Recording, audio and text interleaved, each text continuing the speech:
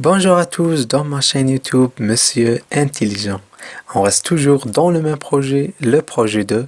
Je réalise avec mes camarades un dossier documentaire pour expliquer les progrès de la science et leurs conséquences.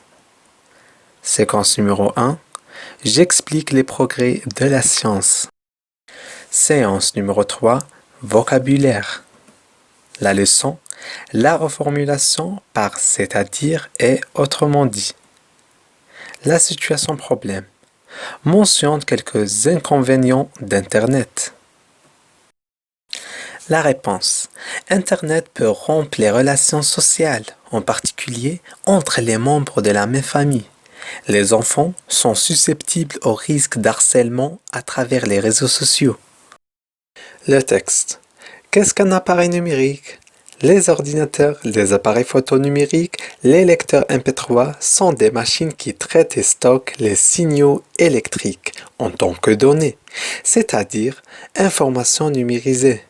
Numérique signifie que les signaux électriques sont 1 ou 0, autrement dit marche, arrêt, ou ouvert, fermé.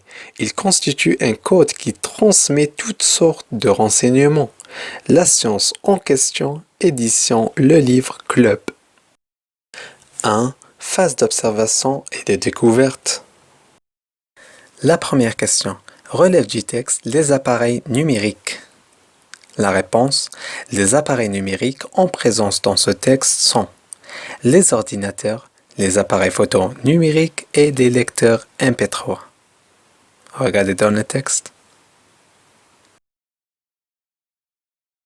La deuxième question. D'après le texte, qu'est-ce qu'un appareil numérique?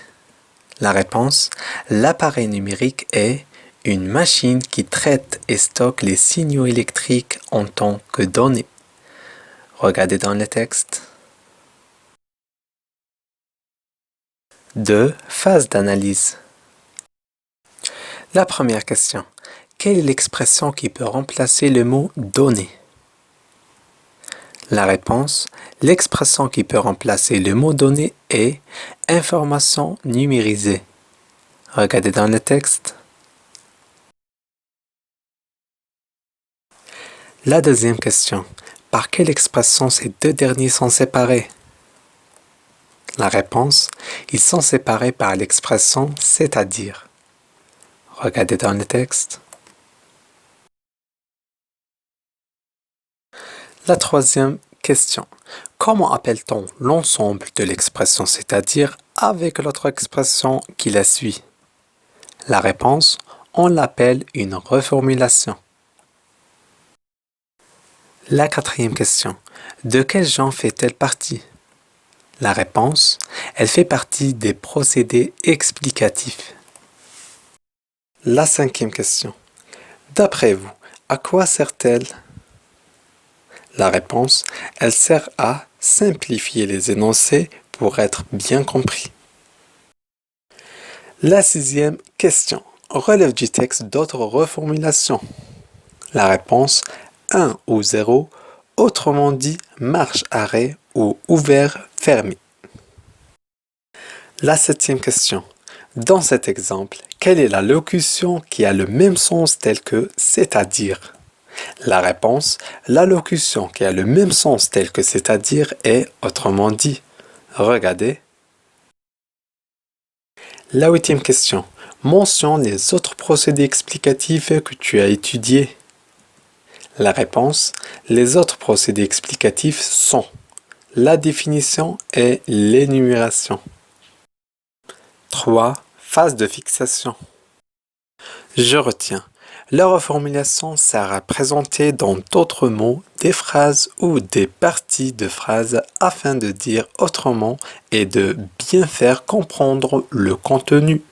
Exemple, les habitants des banlieues, autrement dit, les gens qui habitent en dehors de la ville. 4. Phase d'application. Exercice numéro 1. Consigne. Mets la formule c'est-à-dire ou autrement dit à la place qui convient dans les phrases suivantes. 1. Ce savant invente un nouveau modèle de bus, un moderne moyen de transport. 2. Ce matin, j'ai perdu mon outil du temps, ma montre. La correction. 1. Ce savant invente un nouveau modèle de bus, un moderne moyen de transport. Alors, où on doit mettre c'est-à-dire ou bien autrement dit? Très bien. 1. Ce savant invente un nouveau modèle de bus, c'est-à-dire un moderne moyen de transport. Et dans ce cas-là, où on doit mettre c'est-à-dire ou bien autrement dit? Très bien. 2. Ce matin, j'ai perdu mon outil du temps, autrement dit, ma montre. C'est la fin de notre cours. J'espère que cette vidéo vous plaît. À bientôt. Au revoir.